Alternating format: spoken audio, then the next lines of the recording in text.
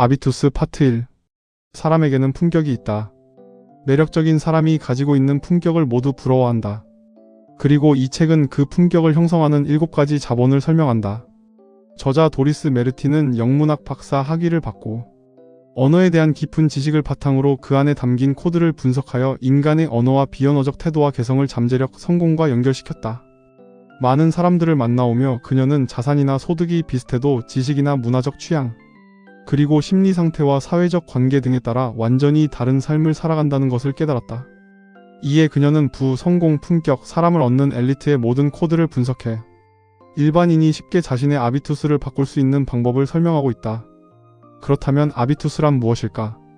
아비투스란 타인과 나를 구별짓는 취향, 습관, 아우라로 사회문화적 환경에 의해 결정되는 제2의 본성이다.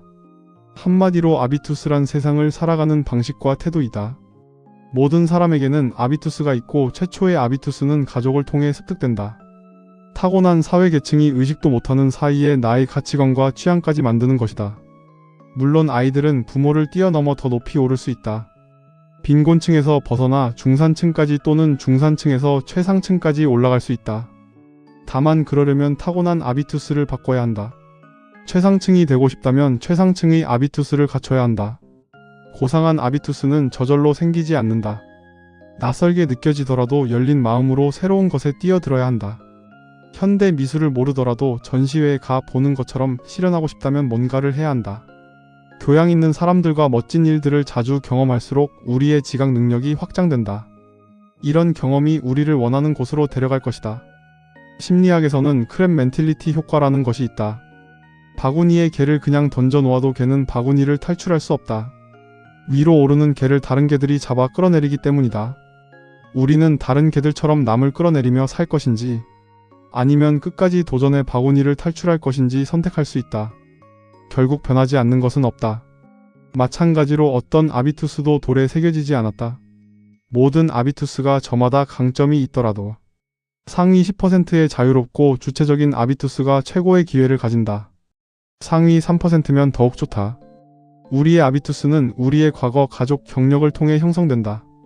우리의 아비투스보다 상위의 아비투스는 그 높은 곳에 있는 이들의 독점적인 특권은 아니다. 1장 아비투스가 삶, 기회, 지위를 결정한다. 아비투스는 아우라처럼 인간을 감싸고 있다. 아비투스란 세상을 사는 방식과 태도를 말한다. 높은 신분으로 태어난다는 것은 어떠한 이점이 있을까? 하이에나의 사회를 예로 살펴보면 점박이 하이에나는 복잡한 사회에서 생활한다. 강한 암컷의 지배 아래 100여 마리의 하이에나들이 서열에 따라 살아간다.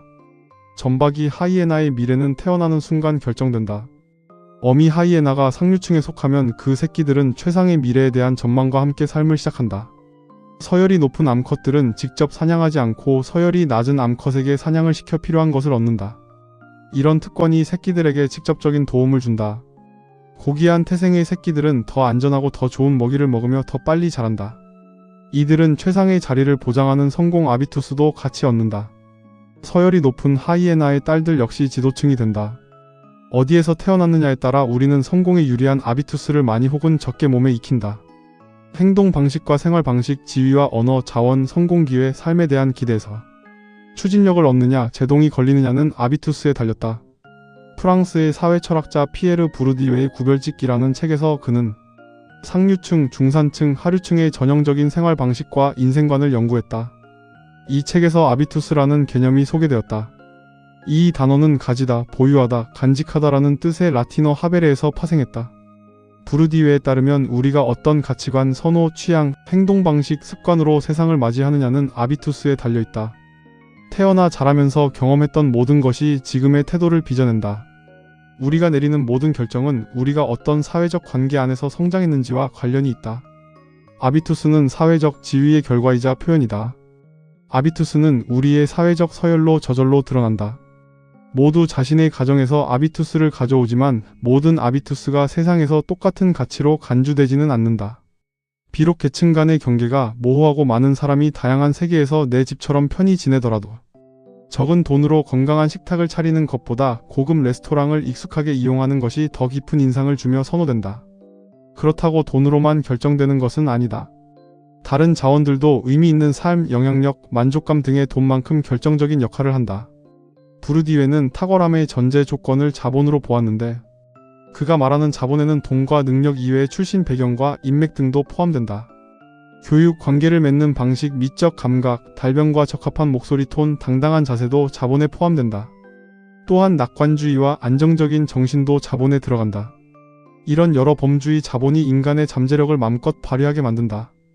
이 책에서 다루는 7가지 자본이란 심리자본, 문화자본, 지식자본, 경제자본, 신체자본, 언어자본, 사회자본이다. 이 모든 자본들이 아비투스에 영향을 미친다. 자본 유형을 다양하게 가질수록 더 높이 올라간다. 이 7가지 자본 유형은 투자 포트폴리오와 같다. 저마다 자본 유형의 구성과 비율이 다르다.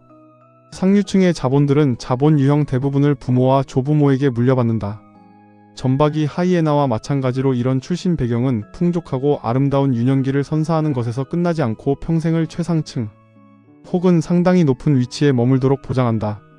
독일의 경우 대부분의 최고 경영자가 상위 4%, 즉 매우 부유한 고소득 중산층 혹은 상류층 가정 출신이다. 물론 부유한 가정 출신이더라도 자기 힘만으로 경제, 정치, 문화계에서 최고의 자리에 오를 수 없다. 그러나 확실한 이점이 있는 것은 사실이다. 어릴 때부터 고급 아비투스가 몸에 밴 사람은 평균적으로 2배 더 빨리, 더 쉽게 최고가 된다. 상류층 자녀들은 책임감과 자신감을 동시에 훈련하고 어릴 때부터 구별짓기와 탁월함을 몸에 익힌다. 반면에 중산층에서는 야심, 자제력, 충동 억제와 같은 다른 자질들이 훈련된다. 독일 청소년 생활환경 연구에 따르면 상위 중산층의 부모는 외국어, 음악, 사회참여 교육과 함께 아이에게 비판 능력, 생태의식, 문화적 소양을 심어준다. 이에 반해 하위 중산층 가정은 근면성, 현실성, 준법성을 중심 태도로 가르치고 성공지향과 물질적 가치에 초점을 맞춘다. 상류층과 중산층 자녀들 사이에는 명확한 차이가 있지만 그럼에도 일치하는 한 가지 점은 거의 다 대학에 간다는 것이다. 이에 반해 하류층 부모의 3분의 1만이 자녀를 대학에 보내고 싶어한다. 이와 같은 태도를 부르디웨는 주어진 상황과 계급에 순응하는 태도, 즉 운명순응으로 해석했다. 부르디웨는 아비투스를 3계급으로 단순화했지만 현실은 훨씬 더 다층적이다. 7가지 자본 유형의 혼합이 각각의 아비투스에 각인되기 때문에 복합적인 아비투스가 형성된다. 개별 자본 유형이 평균 이상으로 많아지면 그 범주에서 자신감과 특권이 생긴다.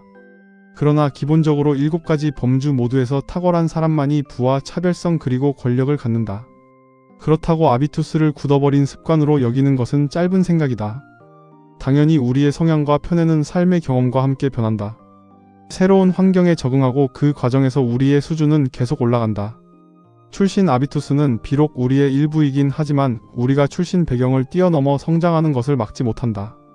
디지털화와 지구촌 현상은 우리가 출신 배경을 뛰어넘을 기회를 활짝 열어주었다. 정보 접근성은 무제한이고 이제 우리는 이전 세대들은 꿈꾸지 못했던 것들을 누리고 살고 있다. 이런 때 7가지 자본 유형을 알면 도움이 된다.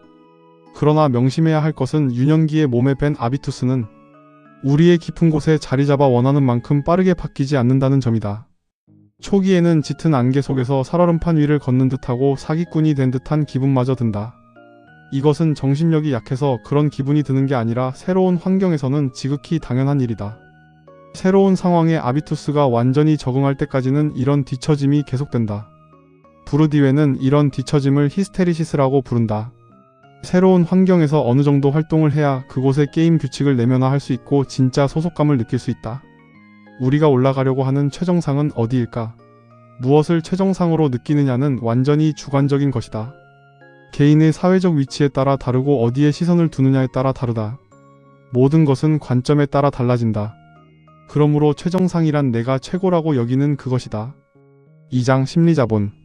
심리자본이란 희망, 자신감, 낙관주의, 성장 마인드셋, 회복 탄력성, 감정적 평온, 끈기, 상상력 등의 정신, 정서적 자원을 모두 포함해 잠재력이 얼마나 현실화되는지를 결정짓는 핵심 요소이다. 보통 급이란 그 인물의 마음의 크기, 즉 그릇을 가리킨다. 지금은 그 어느 때보다 출신의 영향을 받지 않고 급이 다른 삶을 살 수 있는 시기다. 모두가 자신의 심리자본을 단련하고 낙관적 사고방식을 발달시킬 수 있다. 미국의 심리학자 캐럴 드웩은 한계를 긋는 태도를 고정 마인드셋이라 불렀다. 이는 인간은 선천적으로 특정 능력을 타고나며 그 능력은 살면서 거의 변하지 않는다고 믿는다. 발전과 변화를 거부하는 이 사고방식에도 한 가지 장점이 있다. 새로운 길을 과감하게 가는 사람보다 고정 마인드셋의 사고 방식을 가진 이들은 평균적으로 IQ가 약간 낮다. 그 대신 더 만족스럽게 살고 가족과 친구를 더 많이 돌보고 더 많이 번다. 그러나 위로 올라가기 위해서는 성장 마인드셋이 필요하다. 우리를 둘러싼 모든 것이 장기적으로 우리의 존재에 각인된다. 비록 각각의 경험이 미치는 영향이 그다지 크지 않고 고집센 아비투스가 변하는데 시간이 많이 들더라도 장기적으로 작은 발걸음이 모여 큰 도약이 된다. 성장 마인드셋을 가진 사람은 결단력과 열정적 노동이 성공의 바탕이라 믿는다. 이런 정신적 자세가 성장과 발달을 가능케 한다. 위대한 인물들은 이미 성공의 정점에 도달했더라도 끊임없이 성장 아비투스를 관리한다. 회복 탄력성. 영국의 상류층, 미국 동해안의 부유층, 그리고 독일 프로이센 귀족들은 모두 어느 정도의 엄격함을 양육 원칙의 일부로 삼는다. 엘리트 교육은 전문 지식보다 스포츠 정신, 자제력, 탄력성, 수용력 같은 성격 강화를 더 중요하게 다룬다. 미래의 엘리트들은 비가 오나 바람이 부나 운동을 하고 엄격한 규칙을 따르고 스파르타식 생활을 하며 어려운 고대 그리스어와 라틴어를 배우고 역경을 견디고 인내하는 법을 익힌다. 회복 탄력성은 훈련으로 키울 수 있다. 어려운 상황에 놓일 때마다 우리는 회복 탄력성을 훈련하는 소중한 기회를 갖는다. 독일의 심리학자 안드레아 우치는 실패 경험 후의 행동력을 성공한 사람들의 가장 중요한 특징으로 봤다. 아직 성공하지 못한 사람은 역경이 닥치면 괴로워하고 심지어 원망하는 반면 행동력이 높은 사람은 주저하지 않고 재빨리 새로운 목표를 향해 나간다. 어려움을 극복하는 법은 어렸을 때 배우는 게 가장 좋다. 흥미롭게도 상류층과 하류층에서 주로 최고의 회복 탄력성이 드러난다. 상류층의 탄력성은 성공적인 집안에서 자신의 자리를 확보해야 하는 감정적 압박의 결과다. 하류층의 탄력성은 더 이상 바닥을 기지 않겠다는 의지의 결과다. 중산층은 오히려 이런 역경을 잘 모른다. 상류층의 심리자본. 백만장자들은 뚜렷한 우월감을 가지고 성공 확신이 아주 크다. 좋은 인간관계와 재정적 완충 장치가 실험 기회를 높이고 충격을 흡수한다. 그들은 실패를 하더라도 언제나 해결책이 있다는 것을 경험적으로 알고 있다. 지위가 높은 사람은 감정을 겉으로 드러내지 않는다. 모든 상황에 평정심을 유지하는 법을 연습하면 좋다. 침착한 태도는 지속적인 훈련이 필요하다. 상류층은 비난에 흔들리지 않는다. 실패는 다음의 성공을 위해 존재한다고 생각한다. 부자들은 새로운 경험에 훨씬 더 개방적이고 호기심이 많고 관용적이다.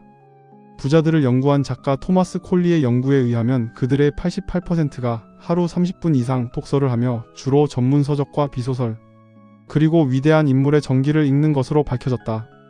또한 세계적인 부자 워렌 버핏은 여가의 80%의 시간을 독서로 보낸다고 한다. 사회적 지위가 높은 사람들은 명확한 목표를 세우고 그것을 이루기 위해 일한다. 콜리의 설문에 응답한 부자들 중 70%가 1년에 적어도 하나의 큰 목표를 추구한 반면 가난한 사람들은 단지 3%에 그쳤다. 부자들이 성공한 이유는 그들이 더 똑똑해서가 아니라 계획을 세우고 실천했기 때문이다. 그리고 부자일수록 사고와 행동이 더 유연하다. 부자들은 트렌드를 따르지 않고 일부러 주류에서 물러나 있다. 가능성. 매우 어려운 직책이긴 하지만 그 일을 나보다 더 잘할 사람은 없을 겁니다. 존 F 케네디가 한 말이다. 대를 이은 기업가 가정에서 자랐다면 케네디의 자신감이 이상해 보이지 않는다. 사람은 보고 배운 것에 따라 용기를 내어 도전할 수 있다. 어릴 때부터 야심찬 목표를 매일 가정에서 들어왔다면 이런 도전이 당연한 일이 된다. 그런 가정에서 자라면 자신도 최정상에 있다는 확신이 생기는데 이런 확신은 성공에 도움이 되는 심리자본이다.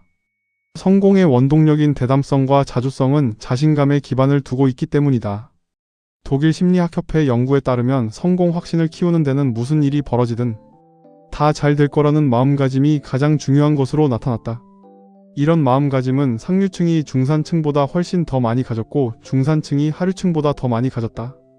안전 장비를 갖추면 훨씬 더 편안한 마음으로 암벽에 도전할 수 있듯이 우리의 대담성은 우리가 보유한 자원에 달렸다. 안전 욕구가 우리를 주저하게 한다면 안전망을 만들고 쓸 수 있는 모든 자원을 퍼올려야 한다. 인간은 기본적으로 자기애가 앞서기 때문에 다른 사람의 위대함을 인정하기가 쉽지 않다. 그러나 자신이 원하는 것을 다른 사람이 가졌을 때도 기뻐할 줄 알아야 좋은 성품이다. 자신의 어리석음을 스스로 용서할 줄 아는 사람은 관대하다. 역설처럼 들리지만 관대함은 사소함에서 시작된다. 진보적인 고용주는 밀레니얼 세대가 인생 설계를 위해 필요로 하는 라이프 스타일을 지지한다. 그리고 이것은 현대 기업에서 새로운 패러다임으로 진행 중이다.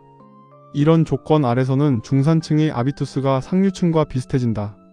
상류층은 젊은 중산층의 추격을 지켜보면서 자신의 기업을 위해 다양한 인재의 지식과 혁신을 필요로 한다.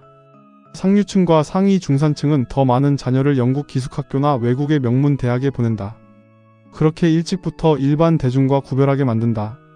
올바른 품성이 성공을 유지시킨다. 연구 결과에 따르면 독일의 경영자의 23%가 자신의 경력을 위한 일이라면 비윤리적인 행동도 기꺼이 할 수 있다고 응답했다. 이렇게 상류층은 특권의식이 강하고 목표 달성을 중요시하며 제재에 대한 두려움이 낮다. 돈과 좋은 변호사가 많은 것을 말끔히 해결해준다. 그러나 인류애와 보살핌을 꾸준히 실천해야만 윤리적인 사람으로 평가받을 수 있다. 3장 문화자본. 문화자본이란 단순히 예술, 교양만을 뜻하는 것이 아니라 계급과 취향, 행동 방식을 통해 사회적 우위를 만드는 무형의 자산을 의미한다. 책, 그림, 일기처럼 객관화된 문화자본이 있고 말투, 취향, 예의와 같이 몸에 배어 체화된 문화자본도 있다. 또한 학위나 자격증처럼 제도화된 문화자본도 있다. 아이의 이름뿐만 아니라 거주, 여가활동, 크리스마스 트리 장식에 이르기까지 모든 영역에서 문화적 구별짓기가 진행된다. 지식인 계층과 미적 감각을 내면화한 사람들이 한 걸음 앞선다. 가장 많은 명성이 따르는 건 바로 상류층의 문화자본이기 때문이다. 문화와 교양의 기회는 불평등하게 분배되었다. 이런 불평등은 부분적으로만 돈으로 상쇄될 수 있다. 그러나 선도자로 인정받기 위해서는 예전부터 훈련된 취향뿐 아니라 현재는 어떤 취향이 선망받는지 꿰뚫는 통찰력이 필요하다. 가장 갖기 어려운 자본. 상류층의 취향이 대중 사이에 퍼져 일반적인 것이 되면 상류층은 지나간 지위 상징은 더 이상 쓰지 않는다. 경제 자본과 문화 자본을 모두 풍족하게 가진 사람만이 최고의 사회적 명성을 누린다. 이때 취향이 돈보다 훨씬 더 중요하다. 전시회 입장권은 놀이공원 입장권보다 저렴하다. 상류층은 대중도 돈을 주고 살 수 있거나 가짜인 지위 상징 라벨 이벤트를 경멸한다. 고급 생활 양식에 속하며 쉽게 모방할 수 없는 일상의 문화적 노련함으로 돋보이게 한다. 문화자본은 어떤 자본보다 사회적 경계를 더 많이 만들고 이 경계는 한 번의 도약으로 뛰어넘을 수 없다. 하룻밤 사이에 백만장자가 될 수는 있다. 그러나 상류층의 생활 양식을 오래전부터 경험한 사람만이 게임의 규칙과 관습을 알아. 그곳에서 자연스럽게 움직일 수 있다. 문화적 품격을 높이기로 유명한 것들은 뒤늦게 학습하는 것이 거의 불가능하다. 예를 들어 최정상에 있는 경영자들의 다수가 악기를 하나씩은 연주한다. 그러므로 함께 악기를 연주하는 것은 최정상 리그에서 경력 쌓기에 많은 도움이 되어 왔다. 상류층은 유년기부터 해온 덕에 능숙하다.